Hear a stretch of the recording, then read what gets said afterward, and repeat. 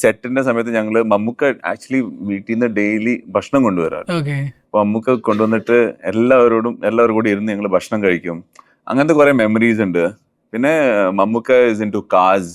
അപ്പൊ കാർസിനെ പറ്റി സംസാരിക്കും. സത്യം പറഞ്ഞാൽ എനിക്ക് ഇതുവരെ ടൂടെ കഥ പോലും അറിയില്ല. എനിക്ക് ടൂ സ്റ്റാർട്ട് എപ്പോഴാണ് ചെയ്യുന്നത് ഞങ്ങൾ സംസാരിച്ചുകൊണ്ടിരിക്കുന്നത്. ഐ തിങ്ക് ഓഗസ്റ്റിൽ തുടങ്ങും. ഇപ്പോൾ ജോൺ, ഞാനിപ്പോൾ ഫിലിമോഗ്രഫി എടുത്ത് നോക്കുന്ന സമയത്ത് എനിക്ക് പെട്ടെന്ന് സ്ട്രൈക്ക് ചെയ്തൊരു കാര്യം, മമ്മൂക്കയെ എടുത്ത് ഫസ്റ്റ് തുടക്കകാലത്ത് അഭിനയിച്ചൊരു സിനിമ ലവ് ഇൻ സിംഗപ്പൂർ.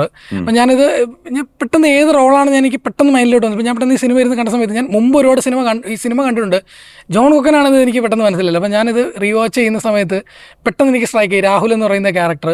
അപ്പോൾ അതെ അപ്പോൾ കഴിഞ്ഞ ദിവസം അദ്ദേഹം പത്മഭൂഷൺ അവാർഡ് വാങ്ങി. അപ്പോൾ അദ്ദേഹത്തിന് ഒരു സ്റ്റാർട്ടിങ് ടൈമിൽ തന്നെ മമ്മൂക്കയത്ത് വർക്ക് ചെയ്യുന്നൊരു എക്സ്പീരിയൻസ് എങ്ങനെയായിരുന്നു അത്? ഒരു സെക്കൻഡ് ഹാഫിൽ ത്രൂ ഔട്ടുള്ള ഒരു ക്യാരക്ടറും കൂടെ ആയിരുന്നല്ലോ. ഐ മീൻ ഞാൻ ഒരു മലയാളിയാണ്. ഞാൻ ജനിച്ചു വളർന്നത് മുംബൈ ആയാലും ഞാനൊരു 3ാം ക്ലാസ് വരെ കേരളത്തിലായിരുന്നു പഠിച്ചത്. അപ്പോൾ മലയാളം വായിക്കാനും എഴുതാനും സംസാരിക്കാനും അത്യാവശ്യം അറിയാം. ഓക്കെ. പക്ഷെ അപ്പൊ ഞാൻ വളർന്നത് മമ്മൂക്കയുടെ, സുരേഷ് ഗോപി സാറുടെ, ലാലേട്ടന്റെ പടങ്ങളൊക്കെ കണ്ടിട്ട് ഞാൻ വളർന്ന ആളാണ്. ശ്രീനിയേട്ടന്റെ പടമൊക്കെ.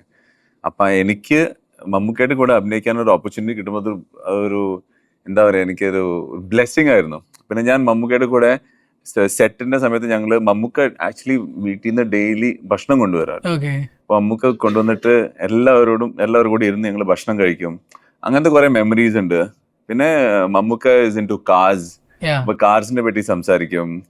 അങ്ങനെ അതിനൊരു എന്താ പറയാ, ഒരു blessing and he's such an amazing guy. പുള്ളിക്കാരന്റെ കൂടെ എത്ര ആൾക്കാർക്ക് ഇങ്ങനെ ഒരു പടം ചെയ്യാൻ കിട്ടുന്ന ഒരു ഭാഗ്യം ഉണ്ടാവും. ഇപ്പോൾ ലൈക്ക് നാഗബന്ധം, കാന്താര or കറുപ്പ്, such films based on such divine thoughts are coming. A lot of films are coming. So there's going to be a comparison between like Kantara or Karpa, whatever those films are. So how different is Nagamandam from those films? I think in Telugu, Chiranjeevi was already done a film called Anji, right? Long back 2004, like VFX driven heavy subject. So how is Nagamandam different from those films? See, Nagamandam is an independent film. It's a new concept, it's a new world. But since you mentioned നിങ്ങൾ കറുപ്പിനെ പറ്റി പറഞ്ഞു, നിങ്ങൾ കാന്താരെ പറ്റി പറഞ്ഞു, and I think ഇത് നല്ലൊരു ടൈമാണ്. we are blending in spirituality into cinema. This is the time. And it's not just a time, in fact even the audience loves it. That is the most beautiful part, because the audience loves it. And ingante padangalokke namukku we are used to seeing superhero films, matte oru Marvel, Avengers, DC adokkana kaana. നമ്മുടെ നാട്ടിൽ തന്നെ എത്ര super heroes ഉണ്ട്. ഇപ്പൊ നിങ്ങൾ കാന്താര പടത്തിൽ pond, അത് എത്ര നന്നായിട്ട് ചെയ്തിട്ടുണ്ട്. അതേപോലെ കറുപ്പില് സൂര്യ സർ ചെയ്ത ഗോഡ് മോഡൊക്കെ, അതൊക്കെയാണ് super heroes, real super hero. ഇത് ഒരു കോമിക് ബുക്കിൽ നമുക്ക് കിട്ടില്ല. ഇതൊക്കെ റിയൽ സൂപ്പർ ഹീറോ. അതേപോലെ നമ്മുടെ പടത്തിലും ഞങ്ങൾ അനന്ത പത്മനാഭ സ്വാമിയായിട്ട് ഒരു ലിങ്ക് ഉണ്ട് പടത്തില്. പിന്നെ ദ ഗോഡ് ശിവ ആയിട്ട് ഒരു റെഫറൻസ് ഉണ്ട്. നമ്മുടെ തന്നെ സൂപ്പർ ഹീറോസിന്റെ പടങ്ങളാണ്. സോ ഇതൊക്കെ നമ്മുടെ നാട്ടിൽ ഇങ്ങനത്തെ ഒരു പടം ഇങ്ങനെ പടം ഉണ്ടാക്കണത് തന്നെ ഒരു വലിയ നല്ല വിഷയമാണ്. ഇങ്ങനെ നിറയെ പടങ്ങൾ വരണം. ഞങ്ങളുടെ ഈ പടം മാത്രമല്ല, ഇത് കഴിഞ്ഞിട്ട് ഇനി നിറയെ പേര് ഇതൊരു തുടക്കമാവട്ടെ. Also our movie is visually extravagant. We've had more than 10 sets in a single movie, and almost close to how many frames of VFX we've had? 4,000 frames of VFX we've had. Correct. It's huge. It's very huge, and it's gonna bring a different kind of cinematic experience, and even emotional experience. It's gonna be very, very different. Every 10 minutes you're going to be moving into a different kind of emotion. It's going to be opening into a different kind of world and frame. So experience wise, and even the concept wise, the story wise, it's a blend of everything. There is divinity, but there is also mystery, there is also adventure, there is also thriller, action, emotion, love is there.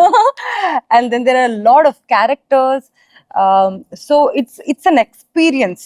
Nagabandham is an experience. It's a world. It's a world. When you come to theaters, you will definitely forget your life. You will be engulfed in our words. So that's how different it's going to stand. ഇപ്പൊ 4,000+ VFX shots ഉണ്ടെന്ന് പറഞ്ഞില്ലേ. ഞങ്ങളുടെ പടത്തിന്റെ one of the pillar is ഞങ്ങളുടെ editor Pranav എന്ന് പറഞ്ഞ editor. ഭയങ്കര young ആയിട്ടൊരു പയ്യനാണ്. ഫാസ്റ്റസ്റ്റ് എഡിറ്റർ എന്നാണ് പുള്ളിക്ക് ഒരു ടൈറ്റിൽ. പുള്ളി തന്നെ ഇട്ട ടൈറ്റിലാണ്. അങ്ങനെയാണ് പുള്ളി അഭിഷേക് സാറിനോട് പറയുന്നത്, സാർ ഞാൻ ഫാസ്റ്റസ്റ്റ് എഡിറ്റർ, സാറിന് എന്ത് വേണം ഞാൻ ഫാസ്റ്റ് എഡിറ്റർ. അപ്പൊ അങ്ങനത്തെ നല്ലൊരു എനർജി ഉള്ള ആളാണ്. ഫാസ്റ്റസ്റ്റ് എഡിറ്റർ ആയ കാരണം ഞങ്ങളുടെ ഡയറക്ടർ പറഞ്ഞു, ശരി അങ്ങനെയാണെന്ന് വെച്ചാൽ ഒരു ദിവസം പോലെ ഉറങ്ങാൻ വന്നിച്ചില്ല, നൈറ്റ് മൊത്തം എഡിറ്റിംഗ്. പക്ഷെ അതിന്റെ ഔട്ട്പുട്ട് കാണുമ്പോൾ നന്നായി ചെയ്തിട്ടുണ്ട്. So Pranav is done A fantastic job. ഇപ്പൊ ഞങ്ങളുടെ ക്യാമറമാൻ സൗന്ദരരാജൻ സർ, ഞങ്ങളുടെ ആർട്ട് ഡയറക്ടർ അശോക് സർ മലയാളിയാണ്. അങ്ങനെ പിന്നെ ഈ പടത്തില് വേറെ നമ്മുടെ മലയാളം ഓഡിയൻസിന് അറിയാവുന്ന ജോൺ വിജയ് ഉണ്ട്, പിന്നെ ഈ ഐശ്വര്യ മേനൻ ഉണ്ട്, പിന്നെ അനസൂയ മാം, പിന്നെ ബോളിവുഡിന്ന് മുരളി ശർമ്മ. പ്രോപ്പർ. ഇപ്പൊ ഋഷഭ്, ഞങ്ങളുടെ മെയിൻ വില്ലൻ ഋഷഭ് സോനി, പുള്ളി ഫൈറ്റർ പടത്തില് ഋതിക് റോഷന്റെ കൂടെ വില്ലനാണ്. പുള്ളിക്ക് ഇതൊരു സൗത്തിലൊരു എൻട്രി ആണ്. ഇത് പുള്ളിയുടെ സൗത്തിലൊരു ഡെബ്യൂ ഫിലിമാണ്. KGF ഗരുഡ റാം ഉണ്ട്. പിന്നെ ഒരു ഫോറിനർ ആക്ടർ ഉണ്ട്, പുള്ളിയുടെ പേര് ജെയ്സൺ. ഹീറമണ്ടിയിലുള്ള ഒരു ആക്ടറാണ് പുള്ളി. ജോൺ, ഇപ്പൊ ബ്ലാസ്റ്റ് എന്ന് പറയുന്ന സിനിമ ഈ വർഷത്തെ ഒരു ഭയങ്കര സർപ്രൈസ് ഹിറ്റായ ഒരു സിനിമയാണ്. അപ്പൊ കേരളത്തിൽ ഉൾപ്പെടെ കേരളത്തിലെ ഹൈയസ്റ്റ് ഗ്രോസിംഗ് ഫിലിമാണ് തമിഴില്. ഇതിലൊരു ഭയങ്കര ഒരു വില്ലൻ ക്യാരക്ടർ ചെയ്യുന്നു. ഇയാളൊരു ഭയങ്കര ക്രൂരനായിട്ടുള്ള വില്ലനാണ്. അതേസമയം ഇത് കാണുന്ന പ്രേക്ഷകർക്ക് ഒരു ചില സമയത്ത് ഒരു കോമിക് എലമെന്റ് തോന്നും. ഇയാൾ 6,000 crore എന്ന് പറഞ്ഞിരിക്കുന്ന സമയത്ത് ഒരു ചില സമയത്ത് ഒരു കോമിക് എലമെന്റ് പോലും ഓഡിയൻസ് തോന്നുന്ന ഒരു ഭയങ്കര ക്യാരക്ടറാണ്. ക്ലൈമാക്സിൽ അർജുനും പ്രീതിയായിട്ടുള്ള ഫൈറ്റ് അടക്കമുള്ള ഒരു ഹൈ മൊമെന്റ്സ് ഉള്ള ഒരു ക്യാരക്ടറാണ്. എങ്ങനെ ബ്ലാസ്റ്റിന്റെ ഒരു ഭയങ്കര സക്സസ്, അതൊരു ആൻ ആക്ടർ ഇപ്പം സർപ്പാട്ട വന്നു, അതൊരു കരിയർ ബ്രേക്കായി. ബ്ലാസ്റ്റും അതൊരു തമിഴിലൊരു ഭയങ്കര ഒരു ബ്രേക്ക് ആണോ, മാറിയിട്ടുണ്ടോ? കരിയർ ബ്രേക്ക് ആക്ച്വലി സർപ്പട്ട പരമ്പരയായിരുന്നു. പക്ഷെ അൺഫോർച്ചുനേറ്റ്ലി അത് OTT-യിലായിരുന്നു. അപ്പൊ അതിന്റെ തിയേറ്റർ റിലീസ് കിട്ടിയില്ല. പിന്നെ അത് കഴിഞ്ഞിട്ടാണ് എന്റെ actually life as an actor proper ആയിട്ട് തുടങ്ങിയത്. അത് കഴിഞ്ഞ് പിന്നെ അജിത് സാറിന്റെ കൂടെ തുണിവ് എന്ന് പറഞ്ഞൊരു പടം ചെയ്തു. പക്ഷെ അത് വാരിസിന്റെ കൂടെ റിലീസായി. അപ്പൊ അതും ക്ലാഷ് ആയ കാരണം അതിന്റെ എന്താ പറയാ, അത്രയും അത് സക്സസ് അങ്ങനെ പറയാൻ പറ്റില്ല. പിന്നെ അത് കഴിഞ്ഞിട്ട് ക്യാപ്റ്റൻ മില്ലർ അത് വന്ന് പൊളിഞ്ഞു. പിന്നെ കാതലിക്ക് നേരമില്ല ഒരു ഇത്തിരി ഡിഫറെന്റ് വേറൊരു എക്സ്പെരിമെന്റൽ റോൾ.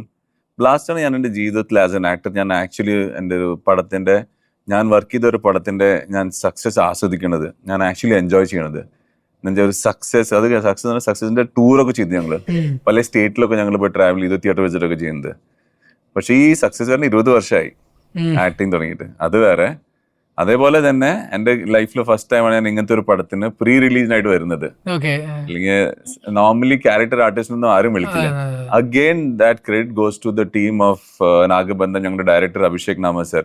ഇപ്പൊ ഒരു പ്രീ റിലീസ് ഇവന്റ് ആയാലും എൻ്റെ പോലെ ഒരു ചെറിയ ആക്ടറും വിളിച്ചിട്ട് ഇങ്ങനെ ഒരു പാട്ടാക്കുന്നത്, അതൊക്കെ അഭിഷേക്, അതാണ് ഈ സാറിന്റെ മനസ്സ് ഈ പോസ്റ്ററിൽ കാണാം. അപ്പൊ എന്റെ പോലെ ഒരാളെ ഇങ്ങനെ ഒരു പ്രീ റിലീസ് ഇവന്റ് കൊണ്ടുവന്ന് നിർത്തി, അത് സാറിന്റെ മനസ്സാണ്, നല്ല മനസ്സാണ്.